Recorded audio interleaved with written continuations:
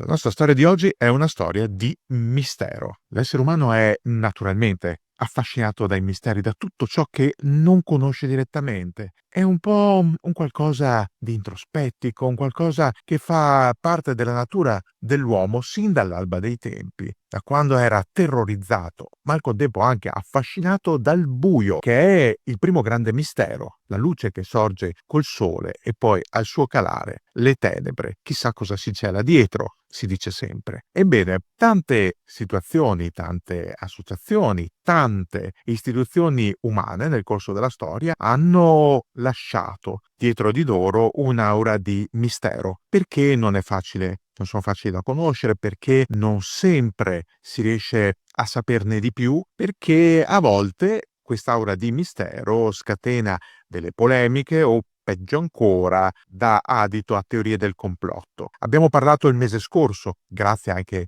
alla spinta di uno dei nostri follower del gruppo Bilderberg. Oggi parliamo della P2, delle origini però, attenzione, storiche della P2, perché dei Licio Gelli, cui abbiamo dedicato un video, si sa ormai quasi tutto, delle varie vicende in cui la P2 è stata coinvolta dalla metà degli anni 70 in poi, si è parlato e riparlato, ma spesso e volentieri non si comprende o si preferisce non parlare delle origini della P2 e si pensa che la P2 sia nata direttamente come un qualcosa di malato, come un qualcosa di deviato, come un qualcosa di marcio e deputato esclusivamente a distogliere la democrazia italiana dal proprio percorso. Ma davvero è stato così? Davvero la P2 è nata così? Davvero la P2 è nata con Licio Gelli o, secondo degli errori da altri personaggi come ad esempio Andreotti o Eugenio Cefis? Oggi proviamo a capirne di più, addentrandoci all'interno di un mondo di segreti e di misteri. Prima di iniziare, vi esorto ancora una volta a pensare al tema della sicurezza online, un tema che purtroppo non è mai abbastanza approfondito. Si tende a volte a sottovalutare i rischi della navigazione online. Basta poco, basta magari a volte agganciarsi a delle reti pubbliche non protette e ci si espone al rischio che qualche malintenzionato entri nei propri sistemi, carpendo dei dati o peggio ancora prendendoli in ostaggio e chiedendo poi un riscatto. Noi di Dentro la Storia abbiamo scelto da tempo di stare al sicuro con un partner tecnologico di eccezione che si chiama NordVPN, che ci permette di navigare in completa sicurezza dovunque ci troviamo, da qualunque dispositivo e anche bypassando certi limiti, certi blocchi di geolocalizzazione che possono venire imposti per l'accesso a determinati contenuti. Anche voi potete usufruire del medesimo servizio grazie ai piani biennali di NordVPN che, in quanto voi follower del nostro canale di Dentro la Storia, avete la possibilità offerta da NordVPN di un eccezionale sconto, 4 mesi gratuiti in aggiunta ai piani biennali e la consueta garanzia di 30 giorni soddisfatti o rimborsati. P2. Allora, cominciamo dal nome. Propaganda 2. Ma perché questo 2? Cosa significa propaganda 2? Perché poi da P2 si è passati a P3, P4, il grande Corrado Guzzanti con un guizzo di assoluto genio, col suo personaggio del massone incappucciato che parla napoletano, a un certo punto si è esibito in una Q1 dicendo la P non ci rappresenta, cosa viene dopo la P? La Q, bene, siamo la Q1. È una satira pungente quella di Guzzanti che io ho sempre apprezzato moltissimo tra l'altro. Ma perché P2 allora? E c'è stata una P1 prima?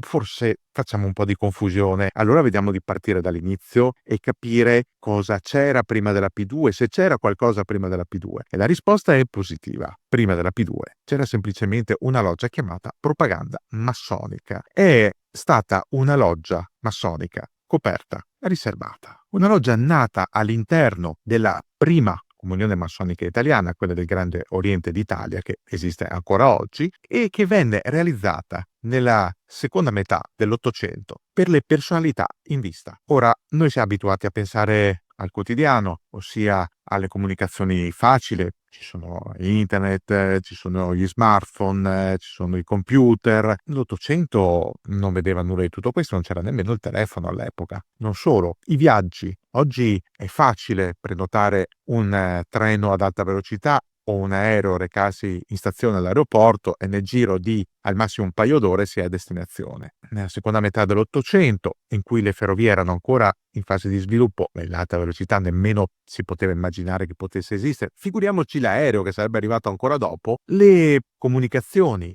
e i trasporti erano, non dico qualcosa di pionieristico, ma quasi. Per questo motivo, compiuta l'unità d'Italia, con la presa di Roma del 20 settembre del 1870, anche le varie istituzioni nazionali hanno iniziato a concentrarsi nella nuova capitale, una capitale che si era spostata dall'originaria Torino a Firenze, suscitando tra l'altro diverse polemiche all'epoca per questioni politiche e non solo, e successivamente da Firenze a Roma. E quando a Roma si sposta l'intera macchina governativa, quindi quei ministeri, le organizzazioni, anche le forze armate, anche la massoneria risorgimentale, che tra l'altro aveva dato un grande contributo all'unità d'Italia, si era ritrovata proprio a Roma. La massoneria italiana aveva compiuto un percorso molto lungo, iniziato nel Settecento, dalle prime logge, tutte di derivazione inglese. Poi, con l'arrivo dei francesi di Napoleone, era stato creato il primo Grande Oriente, la prima obbedienza, la prima comunione massonica italiana, e successivamente, passata la fase della Restaurazione, una fase dominata anche dalla repressione, soprattutto portata avanti dagli austriaci e dal papato, la massoneria era tornata con una nuova forma, con una nuova associazione e con nuove persone, nuovi massoni che avevano contribuito con le loro idee, anche con i fatti, all'unità nazionale. Penso che sia abbastanza ridondante ricordare i nomi dei massoni italiani che contribuirono al Risorgimento, ma gli elenchi li trovate un po' ovunque, da Giuseppe Garibaldi in giù. Ebbene, dicevamo, nel 1870 Roma viene conquistata dallo Stato italiano, ne diviene la capitale. Si apre la stagione della questione romana, ma quello è un altro argomento, e il governo, i ministeri, le organizzazioni governative, le forze armate si trasferiscono a Roma e con loro arriva anche la massoneria. Non che la massoneria già non esistesse a Roma, pur sfuggendo alla polizia pontificia, i massoni erano già presenti, ma è proprio l'organizzazione massonica, i vertici che arrivano a Roma. E qui si pone il primo problema, perché come dicevamo, seconda metà dell'Ottocento, le telecomunicazioni ancora non esistono, le infrastrutture, i mezzi di trasporto sono quello che sono, i viaggi sono molto lunghi, quindi i deputati, i senatori, i dipendenti ministeriali, i commessi, gli alti ufficiali che lavorano nei ministeri e non solo, e che a casa loro, nelle loro residenze, frequentavano delle logge massoniche, si ritrovano a dover gestire un bel problema. Oggi immaginate un dipendente ministeriale che non si sia trasferito a Roma, che comunque non senta la necessità di vivere in maniera quotidiana la capitale, può comunque tornare a casa una volta finito il lavoro, almeno per il weekend, usufruendo di tanti mezzi. All'epoca, l'abbiamo detto, non era così. Pensate ai massoni. I massoni tendenzialmente almeno una volta al mese si trovano, a volte anche di più. Ma come fanno dei massoni che lavorano a Roma, in ministero, in ufficio, a rientrare a casa in maniera veloce per partecipare a una riunione massonica e poi tornare? Nella seconda metà dell'Ottocento è difficile, è quasi impossibile. Per questo motivo, nel 1877, il Grande Oriente d'Italia inizia a pensare alla creazione di una nuova loggia a Roma. Una loggia che nasce dall'intuizione di un uomo. Si chiamava Giuseppe Mazzoni, originario di Prato, toscano, federalista, un mazziniano, per quanto dello stesso Mazzini si fosse in precedenza mormorato su una presunta affiliazione massonica, e deputato a divenire, subito prima dell'unità nazionale, il 7 settembre del 1870, cioè 2 settimane prima di Porta Pia, il Gran Maestro del Grande Oriente d'Italia. È lui che si pone il problema: come organizzare l'attività massonica a Roma, dei dipendenti ministeriali, dei ministri, dei sottosegretari, dei generali, degli ammiragli, di tutte quelle personalità, tra l'altro pubbliche, e che quindi già non vorrebbero che la loro appartenenza fosse sbandierata ai 420 all'interno della capitale, senza costringerli a fare avanti e indietro coi propri domicili o con altri luoghi di lavoro per questioni massoniche. Mazzoni comincia a redigere un elenco, l'elenco, potremmo dire, dei VIP della massoneria dell'epoca. E chi c'è in questo elenco? E ce ne sono tanti. Ci sono, come abbiamo detto, dei ministri, dei sottosegretari, ci saranno anche dei letterati. Pensate a Giosuè Carducci. A poco questa lista diviene l'idea di una loggia coperta, cioè vuol dire una loggia riservata, all'interno della quale non si possa entrare senza un preciso invito e che venga retta sempre dal Gran Maestro in carica, che svolge le funzioni anche di maestro venerabile. Nasce così la propaganda massonica, un nome che viene scelto proprio da quell'elenco stilato da Giuseppe Mazzoni. Un elenco che comincia a comprendere nomi piuttosto pesanti. Abbiamo detto di Carducci, ma c'è anche Agostino Bertani, c'è Francesco Crispi, capo del governo, c'è Menotti Garibaldi, c'è Muscatello, c'è Ernesto Nathan, futuro sindaco di Roma e futuro anche Gran Maestro, c'è Aurelio Saffi, c'è Giuseppe Zanardelli, il primo padre della riforma scolastica in Italia. Sono nomi di una certa levatura. La propaganda massonica diventa quindi il fiore all'occhiello della massoneria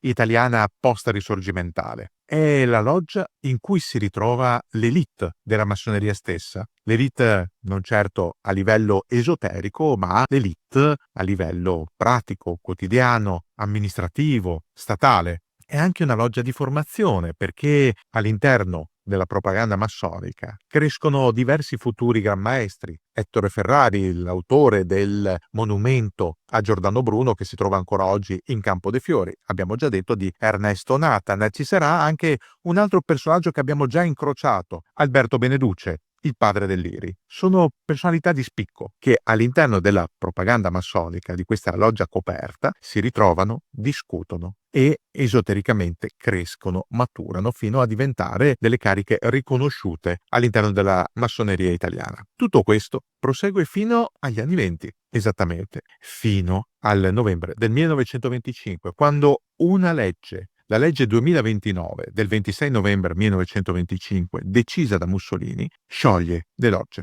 o meglio, le mette fuori legge. La legge viene criticata in Parlamento da uno che potrebbe essere definito tranquillamente come uno dei vari nemici della massoneria, Gramsci, il deputato comunista che non ha simpatie massoniche, anzi ha sempre visto nella massoneria, lo dice lui stesso, il partito trasversale della borghesia italiana, ne prende le difese per un motivo. Dice quel gesto di Mussolini di voler mettere al bando la massoneria è il primo atto di una vera dittatura. Perché? Perché in fondo la massoneria è anche un esempio di pluralismo delle idee. All'interno delle logge massoniche si ritrovano liberali, monarchici, repubblicani, personalità di centro, di sinistra. I comunisti no, preferiscono non entrare, ma i socialisti sì, se ne trovano. Questo fa capire come la massoneria sia, come diceva appunto Gramsci, una sorta di partito trasversale. La messa fuori legge è l'anticamera della dittatura. E infatti lo si vedrà di lì a poco.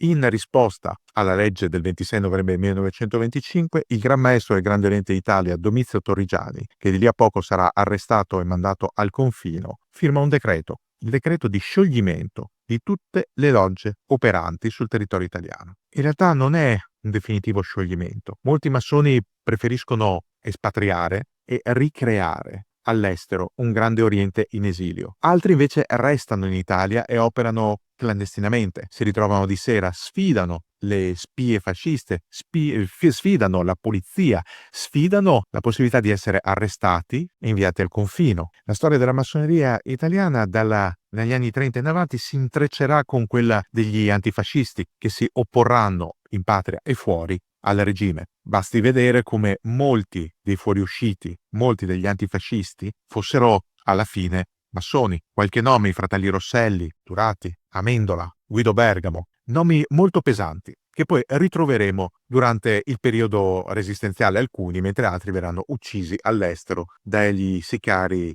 fascisti. Il periodo bellico si conclude nel 1945 con la liberazione italiana e con la ricostituzione della massoneria italiana, che attraversa una fase molto complessa. La massoneria si era già fratturata ben prima del primo conflitto mondiale, attraverso una separazione nel 1908 che aveva portato alla nascita della attuale Serenissima Gran Loggia d'Italia degli accettati e liberi antichi muratori, gli ALAM. Questa frattura si era acuita anche durante il periodo fascista, perché se Torrigiani era finito al confino dove era stato anche percosso duramente al punto da perdere l'uso degli occhi e morire poco dopo essere tornato in libertà. Il suo collega della Gran Loggia d'Italia, Raoul Palermi, non era stato toccato, forse perché aveva offerto simbolicamente il grado di Gran Maestro onorario allo stesso Mussolini. Ma torniamo al 1945, il momento in cui la massoneria italiana, faticosamente, prova a riorganizzarsi. I massoni sopravvissuti al conflitto, sopravvissuti alla guerra di liberazione, sopravvissuti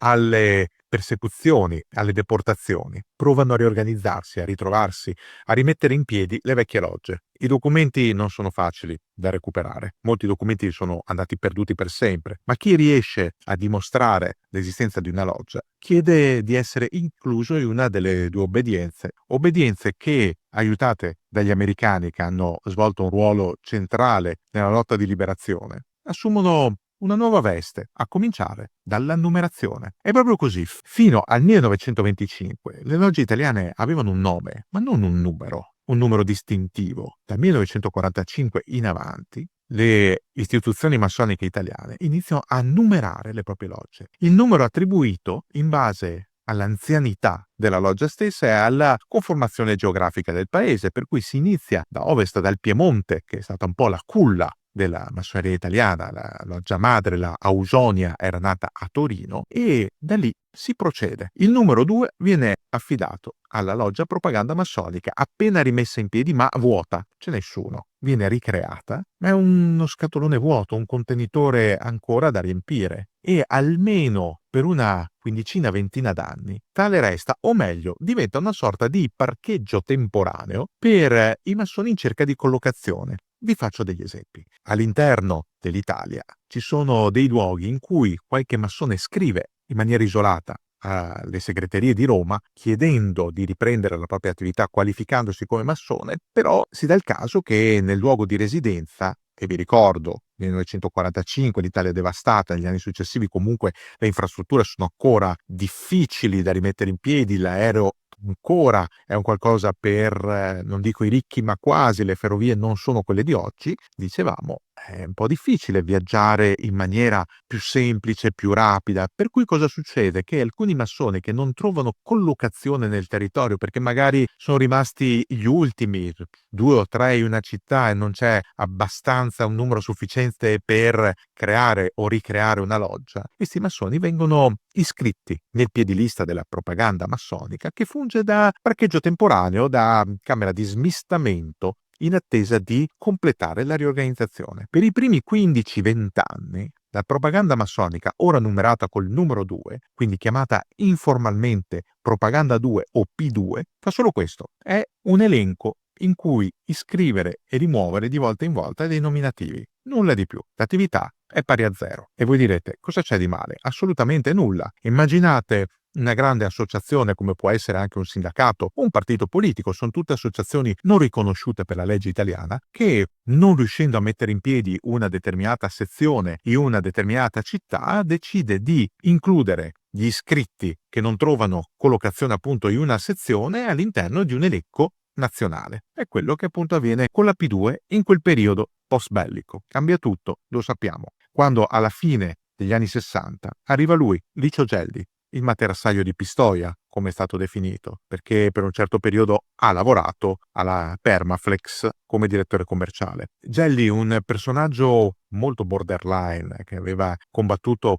in Spagna durante la guerra civile a fianco dei fascisti, poi era stato fiancheggiatore dei fascisti stessi durante il ventennio e durante la guerra. Verso la fine della guerra si era convertito alla lotta partigiana, aveva partecipato anche a una clamorosa evasione dal carcere delle Ville Sbertoli. Ecco, Gelli avrebbe cambiato tutto, perché avrebbe convinto prima Giordano Gamberini e poi Lino Salvini a riorganizzare la P2 come fiore all'occhiello della massoneria italiana, di nuovo mettendo al suo interno personalità di spicco, personalità importanti, nomi pesanti che però necessitavano di adeguata copertura, di un riservo maggiore. Se lo scopo poteva anche essere lecito o in certi sensi nobile, lo sviluppo è stato completamente diverso e lo abbiamo visto. Una volta ottenuto il mandato pieno, quella che si potrebbe definire carta bianca o nello specifico le tessere di affiliazione in bianco. Gelli ha fatto quello che ha voluto, ha trasformato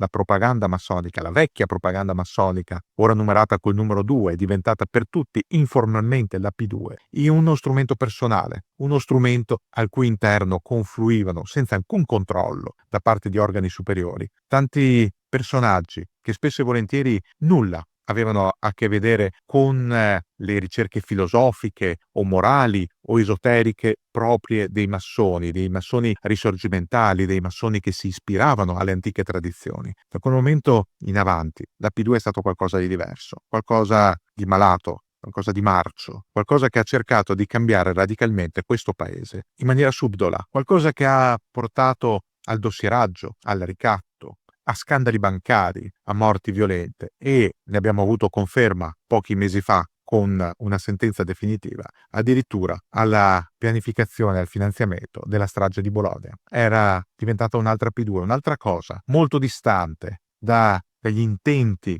delle origini, molto distante dalle idee di Giuseppe Mazzoni, da quelle di Ettore Ferrari, di Ernesto Nathan, di Crispi, di Carducci, di Costanzo, di Zanardelli, di Aurelio Saffi. Tutto molto diverso, tutto peggiore. E forse è proprio lì, da quell'ennesimo scandalo, una volta scoperta l'esistenza della P2, una volta svelato il marcio che vi era sotto, è proprio da lì forse che è nato un altro pregiudizio in Italia, quello nei confronti di tutta la massoneria. Ma lasciatemelo dire, avendo studiato la materia, come si suol dire, non è corretto fare di tutta un'erba un fascio. Non si possono definire tutti i massoni piduisti e non si può nemmeno pensare che tutta la massoneria sia la P2. Il problema è sempre quello, come non tutta la Chiesa cattolica può essere riassunta dai vari scandali, da Marcinkus o dai preti pedofili o da Wikileaks e Vatilix. Beh, non tutta la massoneria può essere riassunta dalla P2. Cerchiamo sempre di mantenere le cose ben distinte, cerchiamo sempre di scavare in profondità per capire davvero la storia, per comprendere dove ci sono stati dei punti di svolta e per distinguere i binari, quelli corretti, quelli su cui marciano ancora oggi i treni dell'umanità e del progresso, dai binari morti, binari che hanno portato solo a negazione del progresso della stessa umanità e anzi a un tentativo di tornare indietro a periodi più bui. Non dimentichiamocelo mai. La storia è sempre un progresso continuo dell'uomo, o con meno così dovrebbe essere. Ma se ci imbattiamo in situazioni bue, oscure e soprattutto sbagliate, non dobbiamo commettere l'errore di buttare, citando un altro proverbio, il bambino con l'acqua sporca.